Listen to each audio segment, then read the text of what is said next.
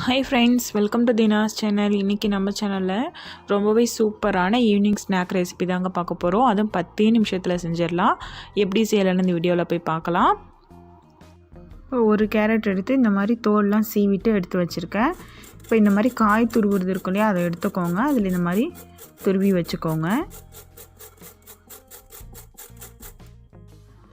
இந்த மாதிரி எல்லாத்தையும் துருவி எடுத்துக்கோங்க.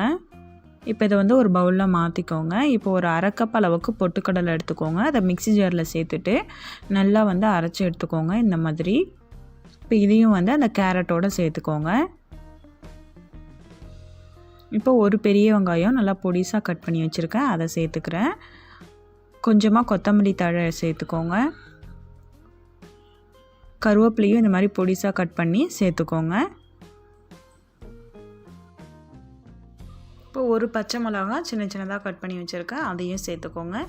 அதுக்கப்புறமா தேவையான அளவுக்கு உப்பு நான் ஒரு அரை டீஸ்பூன் அளவுக்கு சேர்த்துருக்கேன். இப்போ வந்து 3 டேபிள் ஸ்பூன் அளவுக்கு அரிசி மாவு சேர்த்துக்கோங்க. சேர்த்துட்டு இப்போ தண்ணி இல்லாமல் நல்லா இந்த மாதிரி பிசைஞ்சு வச்சுக்கோங்க.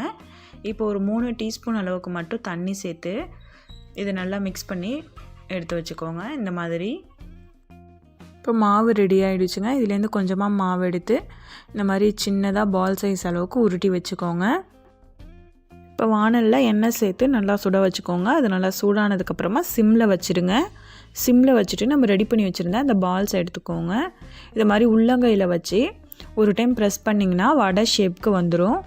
இப்போ இதை வந்து எண்ணெயில் போட்டு நம்ம வேக வச்சு எடுத்துக்கலாங்க. நீங்கள் எந்த அளவுக்கு எண்ணெய் சேர்த்துருக்கீங்களோ அத்தனை சேர்த்துக்கலாம்.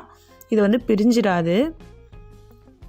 லோ ஃப்ளேமில் வச்சுட்டு இது நல்லா வந்து வேக வச்சு எடுத்துக்கோங்க. நல்லா கிறிஸ்பியாக இருக்குங்க. லைட்டாக கலர் சேஞ்ச் ஆனதும் திருப்பி போட்டு வேக வச்சுக்கோங்க.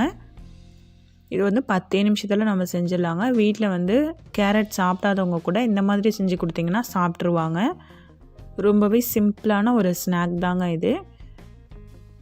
இப்போ பாருங்கள் நல்லா வெந்துருச்சு. இந்த கலர் வந்ததும் நம்ம எடுத்துடலாம்.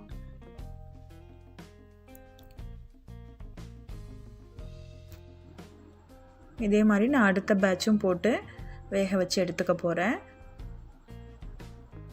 சூப்பரான ஈவினிங் ஸ்நாக்ஸ் வந்து ரெடி ஆகிடுச்சு. நீங்களும் இதே மாதிரி ட்ரை பண்ணி பாருங்கள்.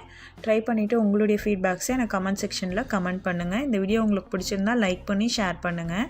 மறக்காமல் நம்ம சேனலை சப்ஸ்கிரைப் பண்ணிக்கோங்க. நான் இன்னொரு இன்ட்ரெஸ்டிங்கான வீடியோஸில் உங்களை வந்து மீட் பண்ணுறேன். Thank you friends.